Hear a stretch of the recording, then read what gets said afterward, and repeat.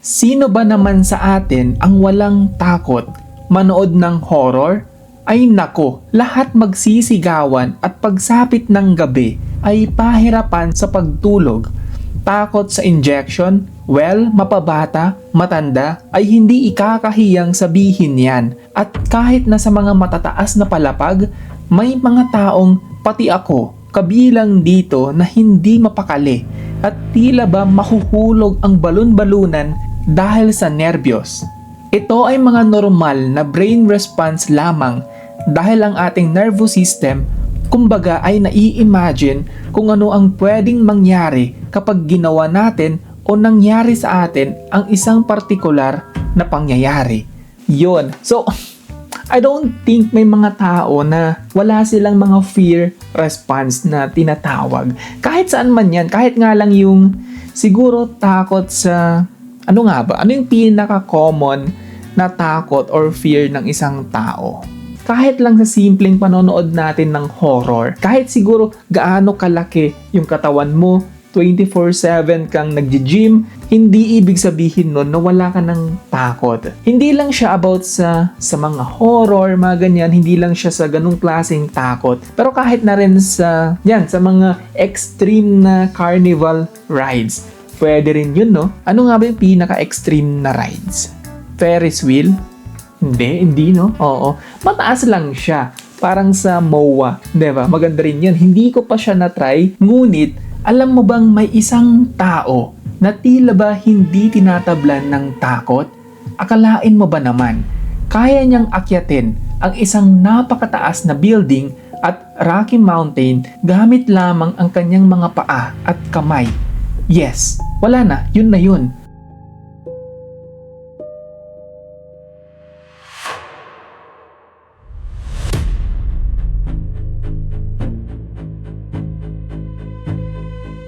Wala na siyang iba pang gamit tulad ng safety harness o kaya ang mga tali o rope para gawing safe ang kanyang pag-akyat. Ala Spider-Man in real life, siya ang American rock climber at free soloist na si Alex Honnold. So, eto yung isang habang ginagawa ko yung research na to, hindi ko ma-explain kung ano yung reason behind it eh. Oo, like ano yung rason bakit niya naisipang gawin ko nga to? 'Di ba? Akyatin ko tong malaking rock na mountain na to. Tapos hindi ako magsusuot ng anumang harness, anumang protection. Hindi man lang siya naka-parachute. Isang maliit na pagkakamali lang, hindi maganda yung positioning ng kamay niya, paa niya. That's it. Pwede na siyang malaglag. 'Di ba? May tinatawag na kaya mong gawin at saka yung mga hindi mo kayang gawin. Panigurado, 100% hindi ko to kayang gawin. Kahit bayaran pa ako ng 10 million, hindi ko kayang gawin yung ganto. Ngayon, may mga hayop. Anong tawag dun?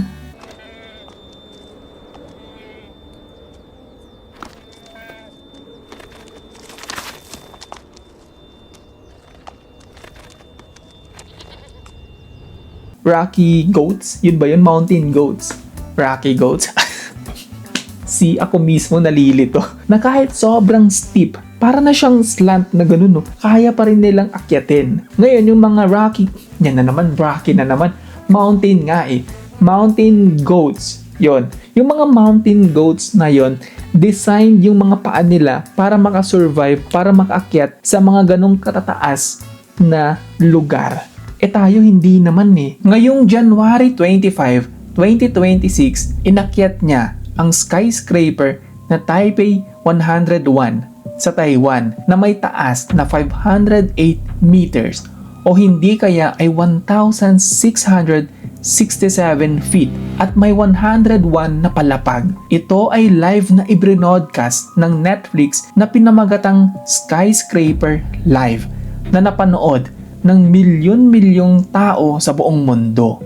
Ang act na ito ay matatawag na free solo na kung saan ang isang climber ay aakyat ng isang gusali o isang rocky mountain na walang suot na kahit na anong safety harness o kahit na mga tali. Kung kaya't isang maling hakbang lamang ay pwedeng ikahulog o ikabagsak ng free soloist.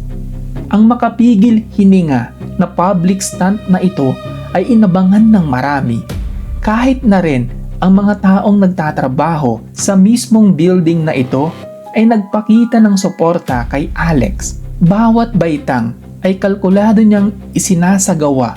Ang kanyang tanging baon lamang sa kanyang likuran ay isang chalk na ginagamit sa kanyang kamay para mas madiin ang kapit niya sa mismong struktura.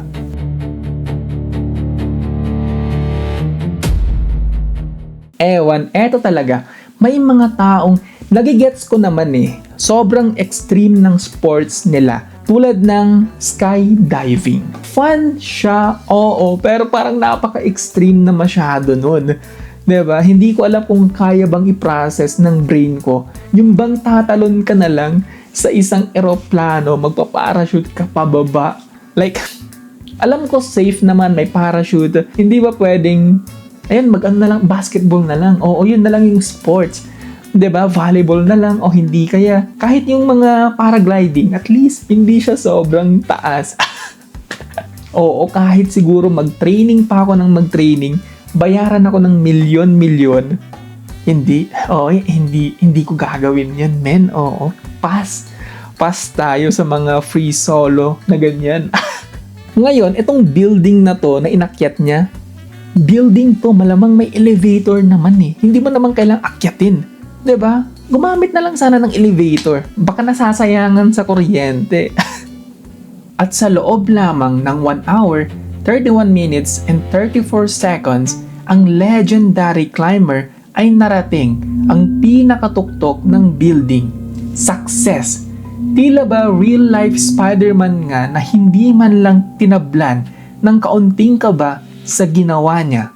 Ang kanyang fearlessness, determination at stamina ay tunay ngang napaka-extraordinary. Kaya nga ang ibang tao ay binansagan siyang superhuman. Chalk lang talaga, dinurog na chalk. Yun lang yung gamit niya para mas maging madiin siguro yung kamay niya sa mga edges ng gusali. Hindi na bago ito kay Alex dahil mula pagkabata pa lamang ay naging hilig na niya ang mountain climbing hanggang sa paunti-unti ang ropes at safety gear ay kanyang isinantabi at tuluyan ngang naging free solo ang kanyang pag-akyat sa mga matatarik na bundok. Ito ang isang katanungan ng marami. Hindi ba siya nakakaramdam ng takot na kahit konting pagkakamali niya ay pwede niyang ikamatay? At ayon sa mga reports, ang utak daw ni Alex ay nakakaramdam pa din ng takot, ngunit mas kontrol at mas alam niya kung paano ito i-handle. Kung gayon, kahit sa mga matataas na palapag o kahit sa bingit pa ng kamatayan, tila ba wala lang ito sa kanya. So, ayun yung mindset. Mindset pa rin dapat. Kailangan control mo siya. Right? Pwede rin sigurong maaral yung ganitong klaseng mindset, no? Yung hindi ka kakabahan kahit na sobrang nakakatakot na yung ginagawa mo. Eto yung nakaka-bad trip kasi as a bata, what if etong si Alex, ito yung kalaban mo sa Palo Cebo? Lagi ka ng talo niyan. Kahit gaano pa kataas yung kawayan na yan, siguro kayang-kaya niyang akyatin. Ang mountain climbing, bouldering, trekking at hiking ay isa sa mga pinakasikat na outdoor activities sa ang lupalop man ng mundo. Mapa dito sa Pilipinas ay napakadami nga ang naiingganyo sa gawaing ito. Sa kasalukuyan, ang Mount Pulag sa Benguet ang dinarayo ng mga enthusiast dahil sa napakaganda nitong view na binansagan ngang the Sea of Clouds. Breathtaking nga kung tutuusin at ang 4 to 6 hours na hiking mo ay sulit na sulit. Dito sa Canada, napakadaming mga outdoor activities din tulad ng hiking, mountain climbing, ganyan. Kaso nga lang kasi, eto yung isang concern dito sa Canada. May mga bear, yung mga oso. Sadyang napakadelikado nga ng mountain climbing lalo na sa mga flat at matatarik na bundok na kung saan kinakailangang gumamit ng mga safety equipments, ropes, mga clips upang marating ang summit ng ligtas. Hindi lang dyan nagtatapos ang extreme na challenge dahil kung minsan ang mga inaakyat ng mga mountain climbers ay inaabot ng lagpas sa isang araw at dito nga para bang walang atrasan dahil sa nagsiset up pa sila ng tent sa mismong cliff na kung tawagin ay cliff camping. Sadyang ibang klase nga. Walang takot yung mga taong to. Pwede ka namang mag-camping sa baba. Minsan, kahit nga nasa kwarto lang ako, nahihirapan pa akong makatulog. Imagine kung yung mismong higaan mo nasa mismong bangid at ang free solo nga ay napakadelikado at tiyak na ikakamatay ng mga climbers ang kanilang kaunting pagkakamali. Kaya nga ang bilang ng mga nasasawi dito kada taon ay umaabot sa 30 deaths. Ayon sa mga reports, ang pagkahumaling ng isang tao sa mga extreme sports ay sadyang hindi mapipigilan kung kaya't may mga taong tila ba hindi apektado ng takot, pangamba at kahit nasa bingit ng kamatayan, dito nila nakikita ang kasiyahan o enjoyment. Ang isang tawag ng mga eksperto dito ay mga adrenaline junkie. Somewhat na dito nila nafe-feel yung enjoyment, excitement na yan. Para bang nakakashoot sila ng 3-pointers or kaya half-court shot. Sa mga naging pahayag ni Alex Honnold sa kanyang mga interview, sinabi niyang ang takot ng isang tao ay tunay na napaka-powerful. Kung gayon, kung hindi mo kayang kontrolin ito, ang takot o fear ang kokontrol sa sarili mong buhay.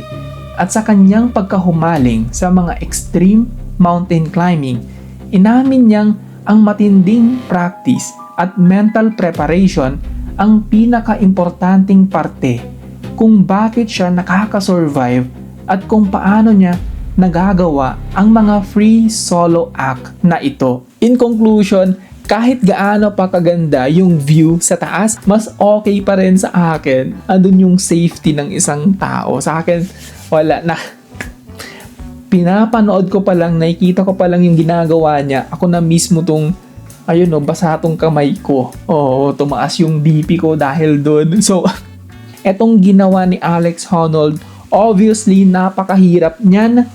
I don't think sa entire life ko, susubukan ko yung maging mountain climber gamit lang yung mga ropes, mga tali. I don't think so, man. Lalo na yung mga free solo na ginagawa niya, hayaan mong siya na lang yung gumawa nun. Ito yung gift na ibinigay para kay Alex na kahit na gaano pa man kataas na gusali, gaano pa man kataas na bundok yung akyatin niya, kahit na sobrang liit lang nung hawakan niya, nakaka-survive pa din siya. But sa akin, hard pass. Yes, pass tayo dyan.